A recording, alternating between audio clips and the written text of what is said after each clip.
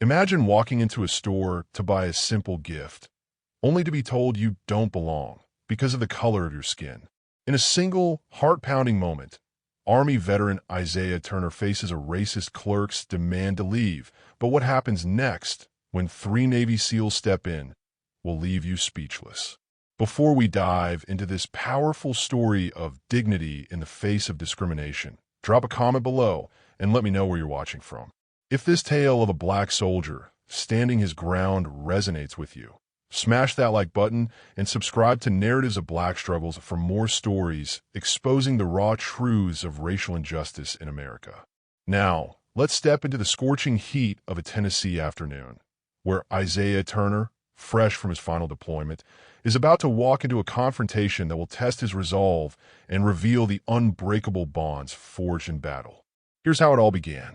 The late September sun hung heavy over Clarksville, Tennessee, its heat turning the parking lot of Riverside Plaza into a shimmering mirage.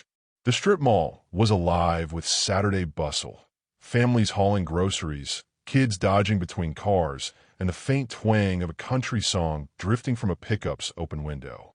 At the heart of the lot stood Buck's Sporting Goods, its neon sign flickering, the red letters weathered but bold against the faded brick facade.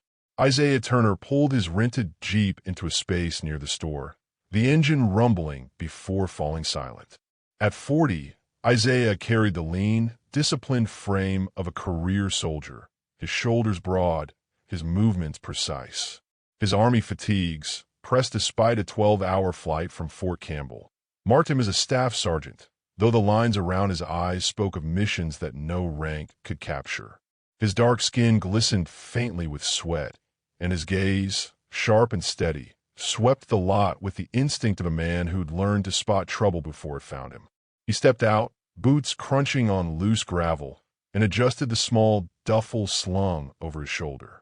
Inside was a gift, a leather-bound journal, its cover embossed with his brother's initials. D.T. Daniel, his younger brother, had always wanted to write, and this journal was Isaiah's way of saying he believed in him, now that Isaiah was home for good. After 15 years for deployments and a shoulder that ached in the cold, he'd chosen to retire.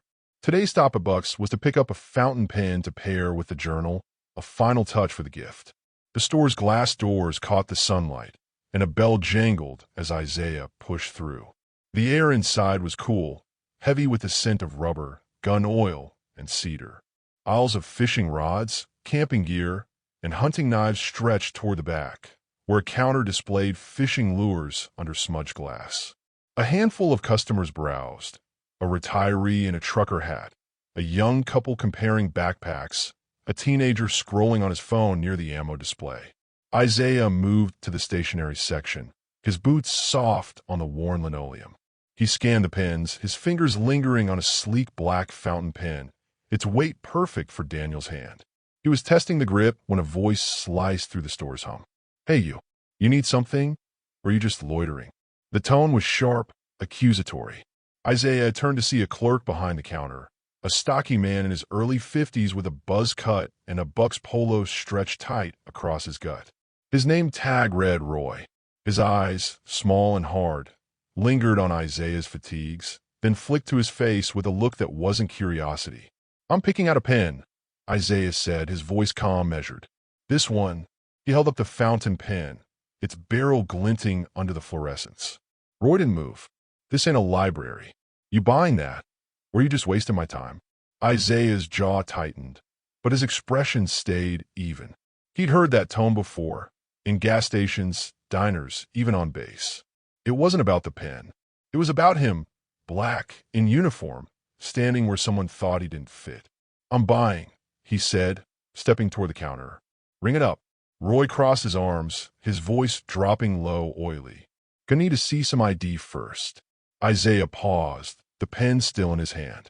"ID for a pen? Store policy," Roy said, his smirk barely hidden. "We've had problems with shoplifting." The retiree in the trucker hat glanced over, then looked down at his bag of fishing line. The couple with the backpacks hesitated, their eyes darting between Isaiah and Roy. The teenager looked up from his phone, his thumb hovering over the screen. The air thickened, the moment teetering on a knife's edge. Isaiah reached for his wallet, slow and deliberate, and slid his driver's license across the counter. Here. Roy didn't touch it. He leaned forward, his voice a hiss. Maybe you'd be better off at the dollar store down the street. Cheaper stuff there. The words landed like a punch, their meaning raw and unmistakable. This wasn't about policy. This was about something older, something Isaiah had carried since he was a kid in Clarksville, dodging slurs on the playground. He took a slow breath, grounding himself. He didn't want a scene, not on his first day back. He wanted to buy the pen, give Daniel the gift, and start his civilian life. I'm shopping here, Isaiah said, his voice like iron. Do your job. Roy's face twisted, and he stepped out from behind the counter, his hand grazing a radio clipped to his belt. I'm telling you to leave. Don't make this ugly. Isaiah stood tall, the duffel still on his shoulder, the pen in his hand. The store felt smaller now, the aisles closing in, the eyes of the other customers heavier. He'd faced worse, sniper fire in Fallujah, IEDs in Kandahar, nights when sleep was a luxury. But this, in his hometown, cut deeper than shrapnel. Then the bell above the door jangled, and 3 men walked in. The 3 men entered with a quiet that carried weight. They didn't rush, didn't announce themselves, but their presence shifted the room like a storm cloud rolling in. No uniforms, just dark jeans, fitted jackets, and boots that scuffed softly on the floor. The first, broad and grizzled, had a beard streaked with gray and eyes that mapped every exit. The second, lean and wiry, had a faded tattoo peeking from his sleeve, his gaze steady as a sniper's. The third, younger, moved with a casual stride, but his hands were loose, ready, like a fighter waiting for the bell. Isaiah didn't turn to look. He didn't need to. He knew them by their steps, Grayson, Morales, and Cole, Navy SEALs he'd crossed paths with in Iraq. They'd shared a mission in 2014, a night raid gone sideways, and come out the other side as brothers. Isaiah had texted them last night, mentioning he was back in Clarksville, half expecting a reply about beers later. He hadn't expected them here now, in Buck's Sporting Goods. Roy hadn't noticed them yet. He was too focused on Isaiah, his hand now on the radio, his voice rising. I said get out. You're not welcome here. Isaiah set the pen on the counter, slow and deliberate, his eyes locked on Roy's. I'm a customer, he said. I'm buying this pen. You don't get to decide who shops here. Roy's smirk widened, his thumb pressing the radio button. Security to the front. We got a problem. The retiree in the trucker hat backed toward the fishing aisle, his bag crinkling. The couple with the backpacks stepped closer, the woman whispering to her partner, her eyes wide. The teenager raised his phone, the camera light blinking as he started recording. The tension was a live wire now, sparking with every word. Isaiah kept his stance relaxed, but his mind was razor sharp. He'd seen this script before. Push, provoke, escalate. He could walk away, let Roy's words fester like a wound, but that meant giving ground to something he'd fought his whole life. He'd stood tall in war zones, in briefings, in towns where his uniform wasn't enough to shield him. He'd stand tall now. I'm not leaving, Isaiah said, his voice low, unyielding. Call whoever you want. I'll be right here. Roy's eyes narrowed, his voice dripping with venom. You think that uniform makes you untouchable? This is my store, and I say who stays. The teenager's phone shook slightly, capturing every word. The couple gasped, the woman clutching her partner's arm. The retiree shook his head, muttering under his breath. The store was a pressure cooker, ready to blow. That's when Grayson's voice cut through, calm but heavy, like the click of a rifle being cocked. You say who stays? That's not how this works. Roy spun around, startled. Grayson stood at the end of the aisle, his arms crossed, his presence like a mountain. Morales leaned against a rack of hunting knives, his tattooed arm flexed, his eyes locked on Roy. Cole stood near the door, his hands in his pockets, his gaze cutting through the room like a laser. Who the hell are you? Roy snapped, his voice cracking. Grayson took a step forward, his voice steady, deliberate. We're the guys wondering why you're trying to kick out a soldier for buying a pen. You want to explain that?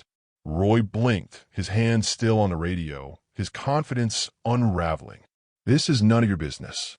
He's causing trouble. Morales straightened, his voice low, almost a growl. Looks like you're the one causing trouble. He's just trying to shop. The teenager's phone kept rolling, the couple now whispering urgently, the retiree nodding as if confirming something to himself. The crowd was small but growing, a few more customers pausing at the door, drawn by the raised voices. Roy's radio crackled, and a voice came through. Security's 2 minutes out. He smirked, regaining some of his swagger. You all can leave together, then. Take your attitude somewhere else. Isaiah spoke, his voice cutting through like a blade. You don't got to talk to me like that. Not here. Not anywhere. Roy stepped closer, his voice a hiss. You don't belong here. Never have. The words were a gut punch, raw and ugly, stripping away any pretense. The teenager gasped, his phone shaking. The couple froze, the woman's hand over her mouth. The retiree's face hardened, his bag dropping to the floor. Isaiah didn't flinch, but inside, something burned. Not anger, but resolve, forged in years of standing against the same old hate. You're done, Isaiah said, his voice low, dangerous. You just don't know it yet. The store's fluorescent lights flickered, casting jagged shadows across the aisles. Roy stood inches from Isaiah, his chest puffed out, his hand gripping the radio like a talisman. The tension was a living thing, coiling tighter with every heartbeat. The retiree in the trucker hat stood frozen, his bag forgotten. The couple with the backpacks huddled near the camping gear, their eyes wide. The teenager's phone kept filming, his breath quick and uneven, the video already destined for the internet. The bell above the door jangled again, and 2 security guards pushed through. They were young, mid-20s, their black polos matching Roy's, but their faces less certain. The first, stocky with a shaved head, had a nervous twitch in his jaw. The second, lanky and pale, shifted his weight like he'd rather be anywhere else.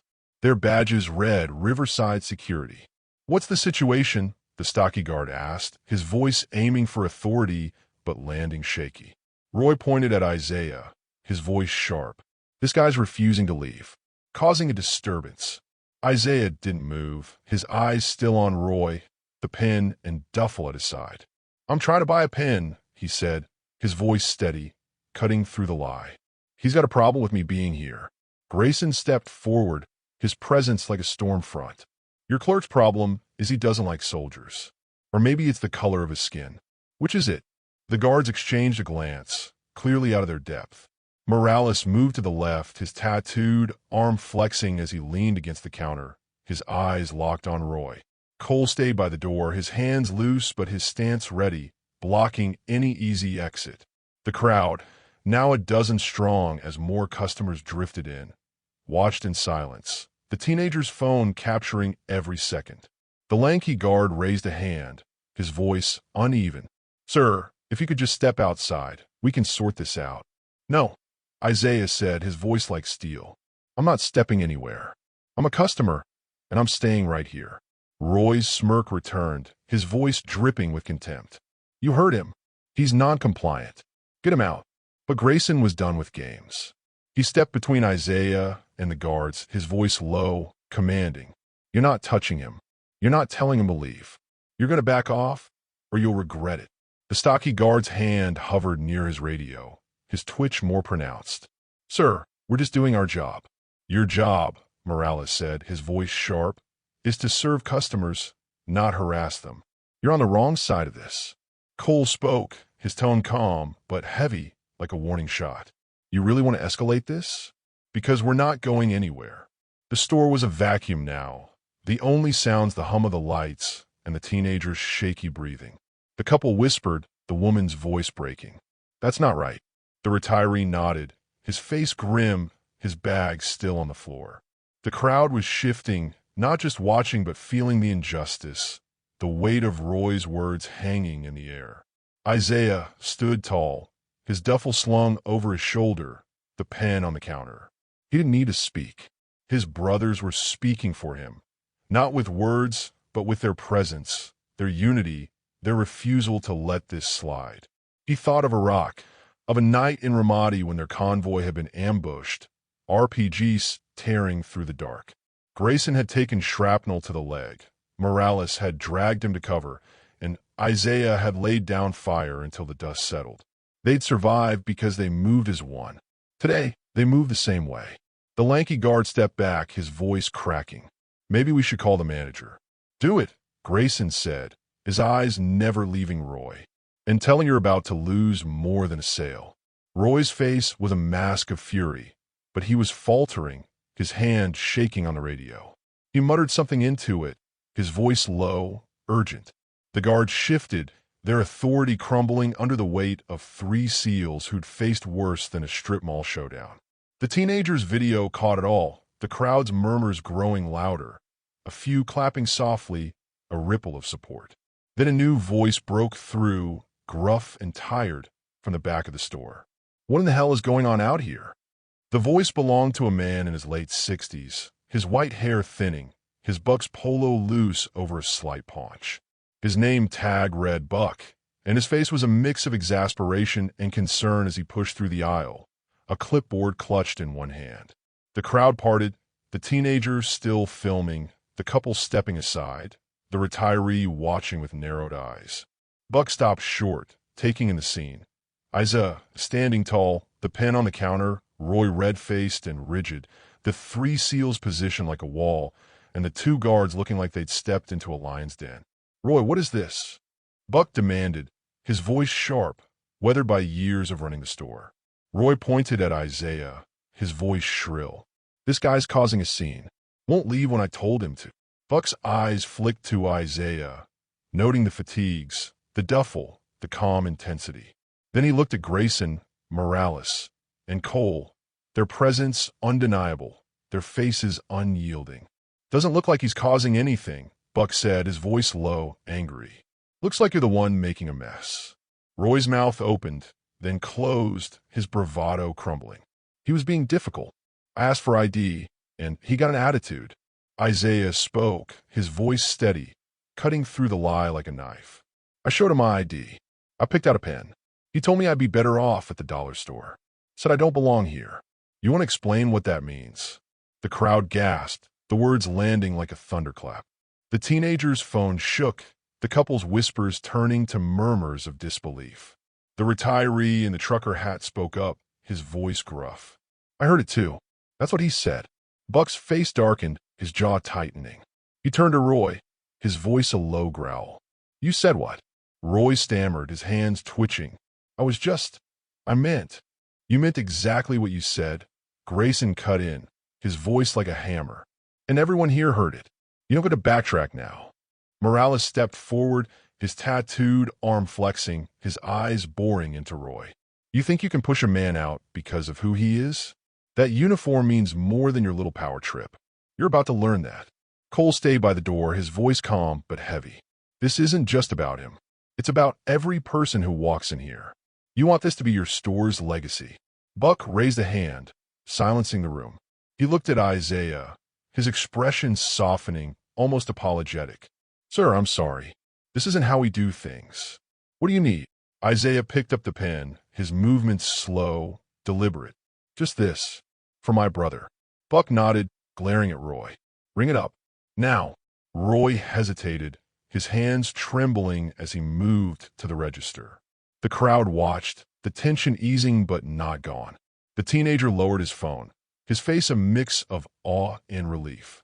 The couple clapped softly, the retiree joining in, a quiet wave of support spreading through the store. Isaiah paid, the transaction quick and silent. Buck handed him the receipt, his voice low, firm. This pen's on me, and I'll deal with this.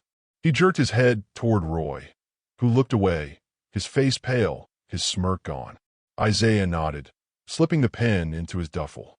Appreciate it. But the moment wasn't over. Grayson stepped closer, his voice loud enough for the crowd to hear. This man served his country. He's not just a customer. He's a soldier. You don't get to disrespect that. The crowd erupted, clapping loudly now, the sound swelling like a tide. The couple cheered, the woman wiping her eyes. The retiree nodded fiercely, his hands beating together. The teenager's video captured all, the soldier, the SEALs, the reckoning, a moment that felt bigger than the store. Isaiah didn't smile, didn't linger in the applause. He adjusted his duffel and turned toward the door, Grayson, Morales, and Cole falling in behind him. The bell jangled as they stepped out, the September heat hitting them like a wave. The crowd stayed silent, but their eyes followed, carrying a respect that spoke louder than words. The Clarksville sky was turning purple, the sun sinking behind the hills, casting long shadows across the parking lot. Isaiah and the three SEALs leaned against his Jeep, the pen and journal safe in the duffel at his feet. The strip mall hummed around them, cars pulling out, kids laughing, the distant clatter of shopping carts. But it felt like a bubble, their moment sealed off from the noise. Grayson broke the silence, his voice softer now, almost gentle. "You good, Turner?" Isaiah nodded, his eyes on the horizon, where the Cumberland River glinted faintly. "Yeah, thanks for showing up." Morales grinned, his tattooed arm resting on the Jeep's hood. "Didn't plan to. Saw your text. Figured we'd swing by." "Good call, huh?" Cole chuckled, kicking a pebble across the asphalt. "That clerk's face when we walked in? Man, I'd pay to see that again." Isaiah managed a small smile, but his mind was elsewhere. He thought of Daniel, waiting at home, probably sketching in his old notebook, dreaming of stories he'd never shared.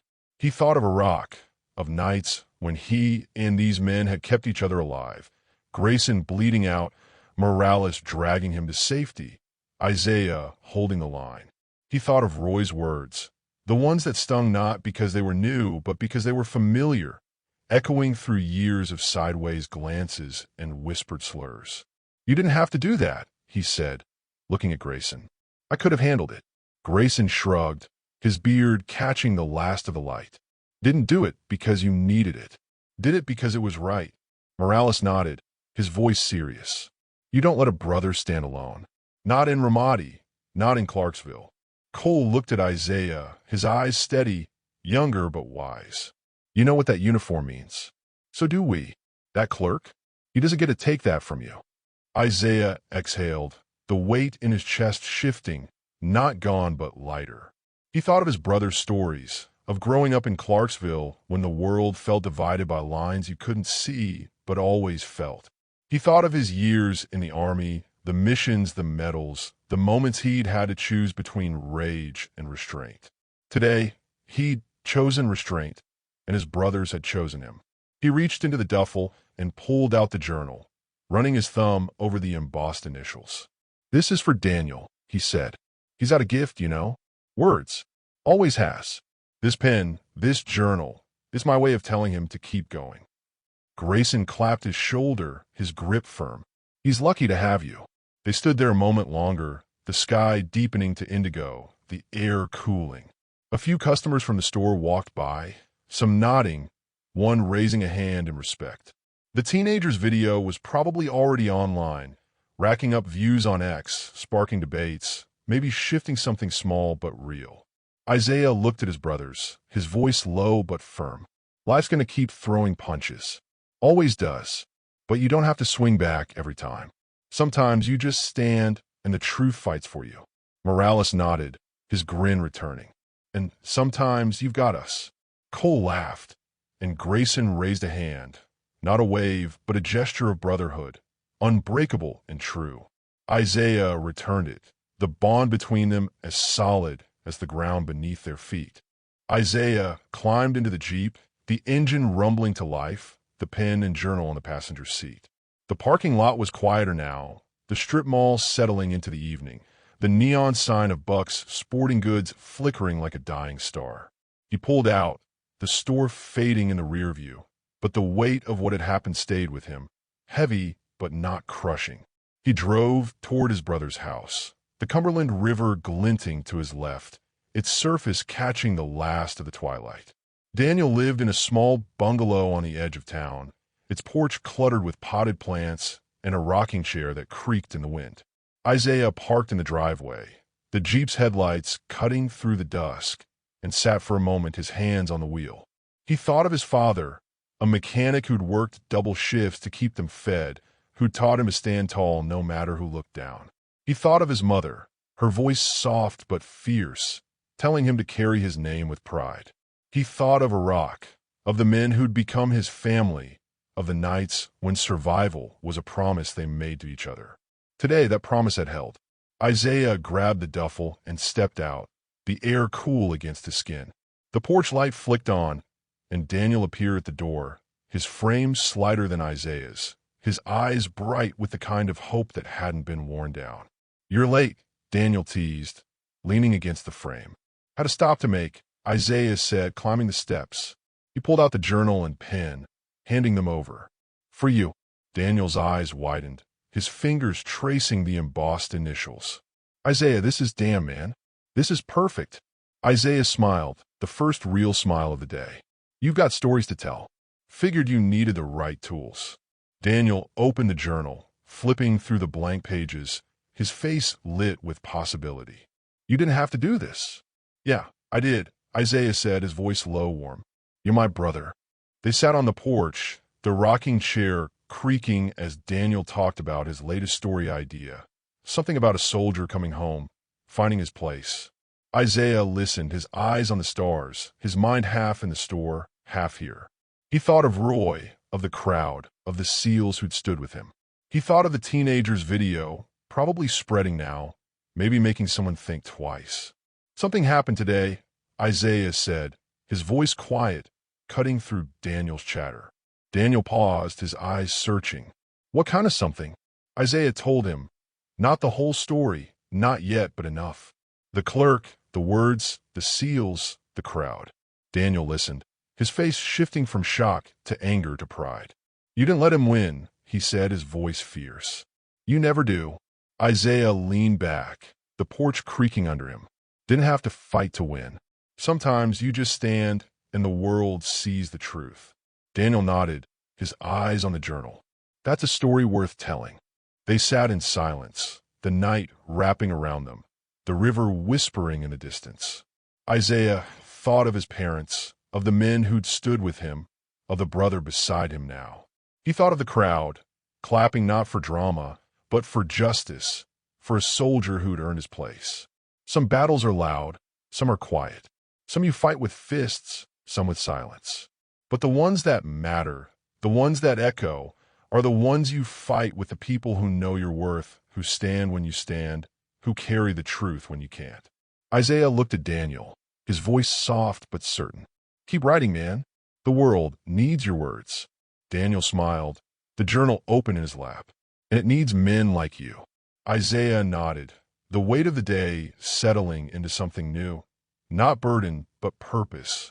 He'd come home to start over, but today he'd remembered who he was, who he'd always been. As the stars burned brighter, Isaiah knew this wasn't the end. It was a beginning, a reminder that some fights don't end in the moment.